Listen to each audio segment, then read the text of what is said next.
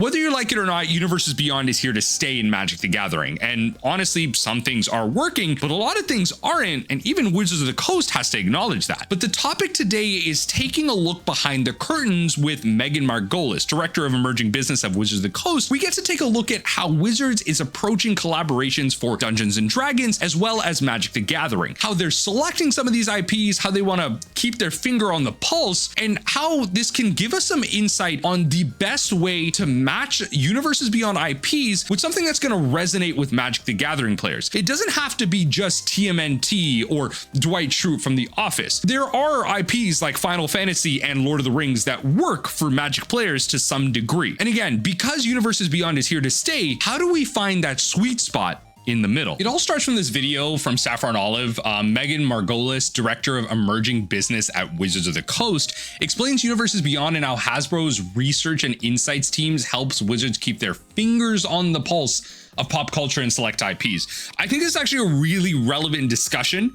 because we know that the Universes Beyond train is not going anywhere, right? Like we're not stopping that. And that also means that we have to be very selective about what we're actually bringing to the game.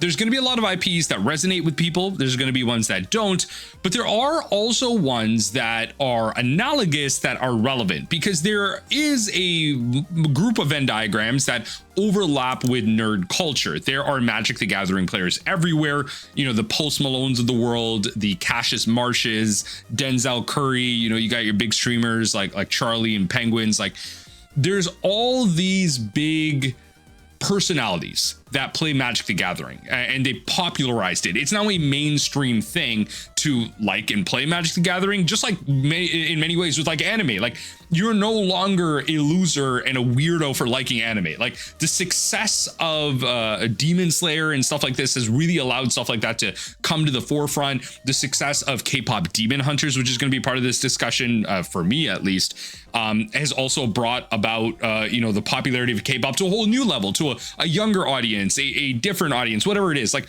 a lot of things are coming to the forefront thanks to the way our culture is consumed through the TikTokification of the world, right? The reels and shorts and all that stuff. Everything is very quick and digestible. That's changed our attention spans and how we bring things. And so you have to keep your finger on the pulse. You have to be able to react at a moment's notice, which isn't necessarily something that Wizards of the Coast can do because of how they design their cards. Now they can maybe with secret layers where you create skins of different cards, but you can't do that with sets because we know historically with information that we have that Wizards of the Coast starts developing sets almost 2 to 3 years in advance, concepting, then building it out, contracting artists and all that stuff. So there's a lot within the pipeline, and that's going to become even harder with the amount of sets coming out per year. Now, obviously this year and next year are just like really concepts of design, right? Like getting feedback, seeing how successful these are.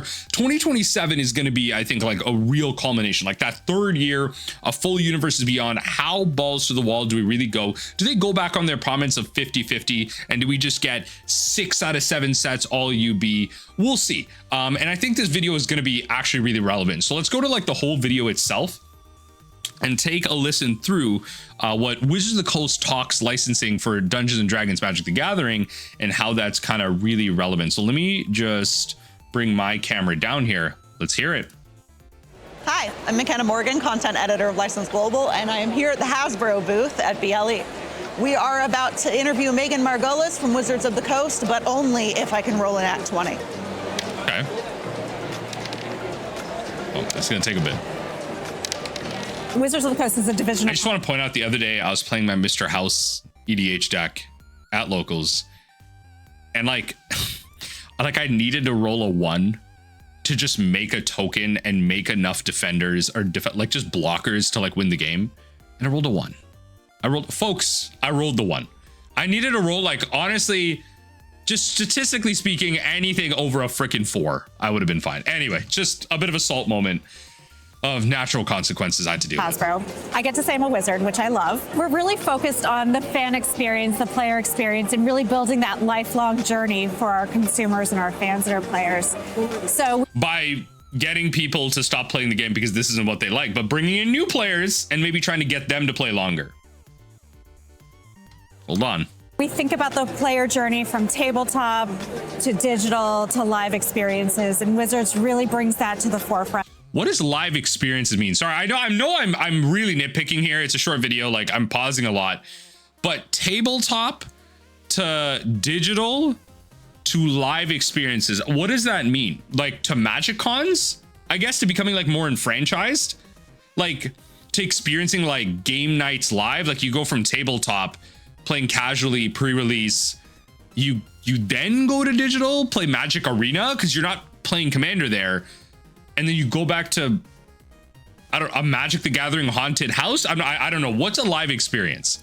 Our most well-known brands are Dungeons and Dragons and Magic the Gathering. So Dungeons and Dragons has been around for over 50 years. Yeah. We've got 85 million players to date, which is incredible. Yeah. And we're really just expanding the storytelling into multiple different platforms. By like greeting it out. But like I know all my Dungeons and Dragons players in my followers. Like I'm not a Dungeons and Dragons channel, but I have seen so many videos about the death and the pure monetization greed of Dungeons and Dragons from Wizards of the Coast. So like I know obviously like I'm taking a focus on Magic the Gathering. Some of the comments I'm making have relevancy in terms of experiences for people playing D&D, and that's fine. I just think like if we're taking that focus overall, that's relevant for Magic the Gathering. We, you know, the craziness of what D&D is, like the money is Magic the Gathering. The money is Magic the Gathering as we see. It's not necessarily D&D. D&D is taking a crapper with how much they've been ruining the digital product, the in-play experience, the amount of product that they're just throwing out there. Like now we're really fostering the gathering part of Magic and the coming together in D&D. And so we do a lot of community building. This year, we're on track to host over 900,000 in-person play events through our WPN network, which is our Wizards Play Network. Okay. And that's a global number, which is incredible, right? It's all about community and coming together. Gotta love corporate this is stats. what I love Wizards does. We have so many of my favorite new launches coming. I'm so KPIs. excited. For D&D, our Converse collaboration was incredibly successful. Our Stranger Things collaboration is launking any minute now. It's season 5, right? It's really extending any. What is it, 3 or 4 presidential kind of folks in office for all 5 seasons of Stranger Things? Campaign into the real world, so folks can play their favorite Stranger Things moments in a campaign together as a family. And then for Magic, we also just announced a partnership with Dragon Shield for card sleeves and Gamegenic for gaming accessories as well. Ultra Pro dropped the bag on that one, by the way. It used to be Ultra Pro. Remember, it's Gamegenic now. Our local game stores are really the heart of where our community comes together. So it's something that was really important to us. And so with our licensing, we also make sure that our licensing collaborations really honor that and complement what they're doing there and really are additive to the whole experience. Okay. So a player can go to their local game store and they can really have a satisfying playing experience. They can play there in a warm and welcoming community. They can get all of their product needs there as well to really augment that play experience. Universes Beyond really began as this gem of an idea in 2019. Where we took the game engine of Magic and we layered on pop culture's most iconic IPs and entertainment brands. And the way that we really make our decisions is that we look at what's going on in the universe. We work with our research and our insights teams at Hasbro to really help us keep our finger on the pulse of what's happening in pop culture. And then we look for partners that have deep narrative world building, and we can do some deep cuts and really create meaningful moments between their fans and our fans. Dwight Schrute of The Office is keeping our finger on the pulse.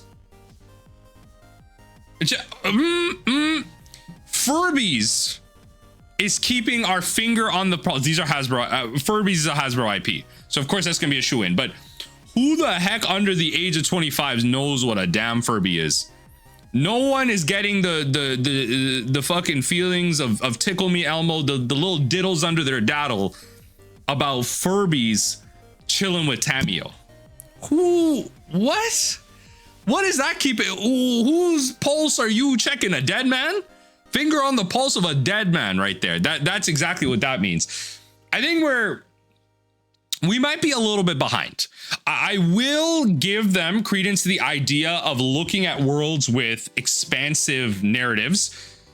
Marvel is a natural kind of evolution of that. And I think we see a failure in Spider-Man specifically just because of the dissonance with the amount of Spider-Man in it. Like, there's not enough diversity in characters. It's too narrow. Whereas the Marvel superhero set that comes out next year, based on titling, might be diverse enough to draw people in. Now, will it be Final Fantasy? Maybe not. We're going to talk about that in a second. I want to see what the rest of the video has to say. Will it be Lord of the Rings? Probably not. That's due to a different reason. But I always bring these up in my videos in the last week or so at least, but all relevant. We want to make sure, of course, that there is that overlap between our fan bases. And we also look for partners that really have a lot of shared values and will be fun at the end of the day. Final Fantasy is a great example because they were so passionate, we were so passionate, and it really came through in the product. It was so much more than just a traditional crossover. It was really a heartfelt fusion of IPs where there was surprise and delight for every fan of any version of Final Fantasy. We really highlighted everything that we're talking about Final Fantasy and we're showing off D&D. Like, can we just go to was there no Final Fantasy product here? Is D&D selling this bad that we're talking about Final Fantasy and the stock footage is a freaking mimic? I didn't even call it right. Is it a mimic? Whatever it is. You just okay. And we also were able to highlight a lot of the great artistry that goes into the cards and the game as well. I mean, I'm just so grateful to be here at BLE in 2025. I mean, being able to be here and talk about our brands and have our brands be on display in this gorgeous Hasbro booth has been incredible. And I love meeting with new folks and really talking about how we can expand Magic beyond just the tabletop cards, beyond digital, into other areas of play that our fans are really looking for and excited about. Find the nat 20. Oh, okay. We're still. Yeah, I feel you. Okay, so I don't know. If we go to Saffron's next tweet, I think it's summarized. I mostly think it's funny that they have multiple teams to help track what's going on in pop culture, but end up with The Walking Dead, which is fair. When The Walking Dead collab came out, this was not. And Dwight from The Office, decades past in peak relevance, and someone just talking here, even Marvel sets arriving at peak Marvel fatigue. It's funny. Marvel's popularity is probably the lowest it's been in my lifetime, at least in the last 10, 15 years. And when they do the crossovers, I think timing is hard for Wizards on these larger sets, which is why keeping your finger on the pulse is really difficult. Because franchises ebb and flow in their popularity, and your 2 to 3 year timeline doesn't really match up with stuff like this. If you were to do a Star Wars collab right now, I think there would still be popularity for it, but there's no new materials to really draw from. They might be canceling the sequels to the Race trilogy and all that stuff, right? But there is a book coming out apparently with Rey training with Leia. Anyway, I'm going off on a tangent.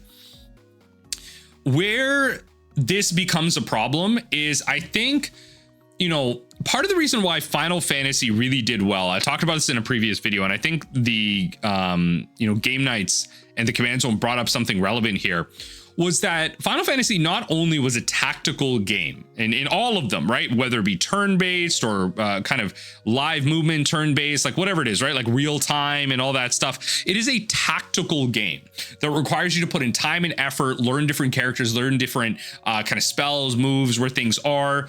And so this also happens in Magic the Gathering in many different ways, but it's a tactical game. And so alongside that, there's a lot of relevancy and overlap in the Venn diagram of Final Fantasy players and Magic players. Additionally, there is also a great influx of new Final Fantasy artwork that a lot of the fans of that series are going to love.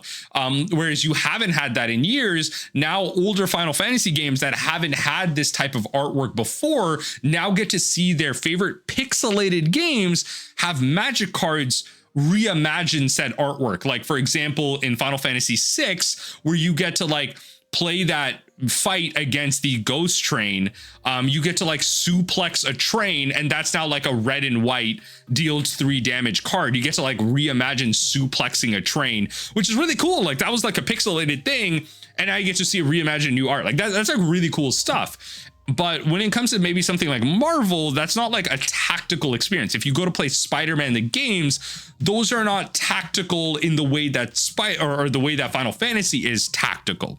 Story-based action games, and as well as the way you consume Spider-Man, the general audience of pop culture right now consuming Spider-Man is watching them through the Marvel movies, maybe reading some comics. There are so many different Spider-Man universes, and you get new Spider-Man IPs, materials and artwork all the time. You just have to give it some time. You're always getting new Spider-Man stuff, new Marvel stuff, but you're not necessarily getting that with Final Fantasy.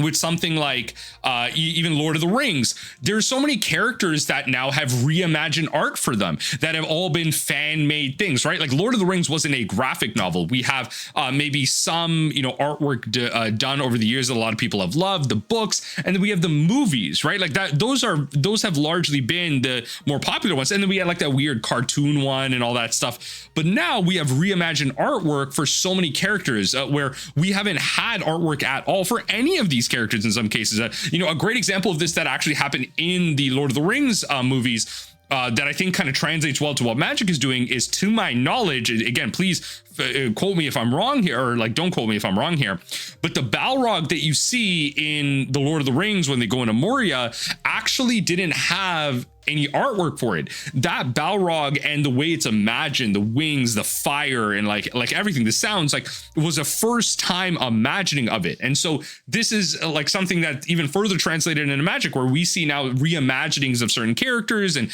I'm not talking about like the anger on like race swapping and all that stuff. Forget it. Aragorn's black and that's fine. Okay, like don't come at me with your woke garbage. Like it's fine if Aragorn's black. Okay.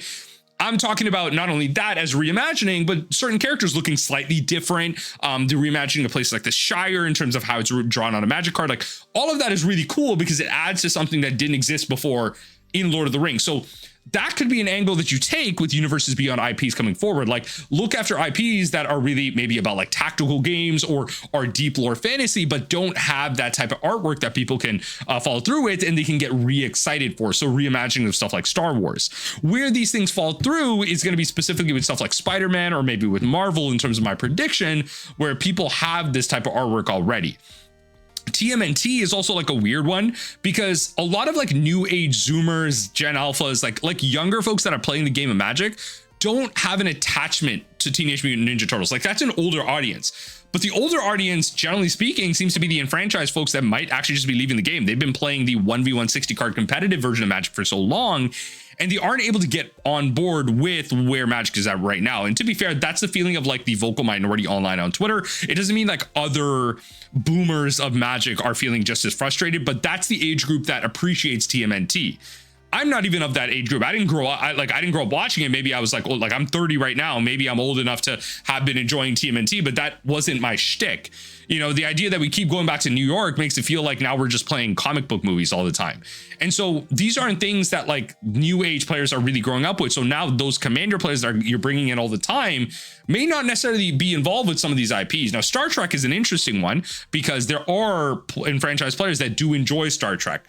There are notable members of the community that talked about how they will be looking at Star Trek and interested in it. We are returning to The Hobbit, and so we're going to get reimagined artwork of that. But there's some identifiers that seem to be coming out that showcase what may or may not be a good Universes Beyond collab. And I think that might be the way forward. If we can find other high fantasy IPs that may not be as big as Lord of the Rings, but have, a overlap with Magic the Gathering, then I think something like that can work.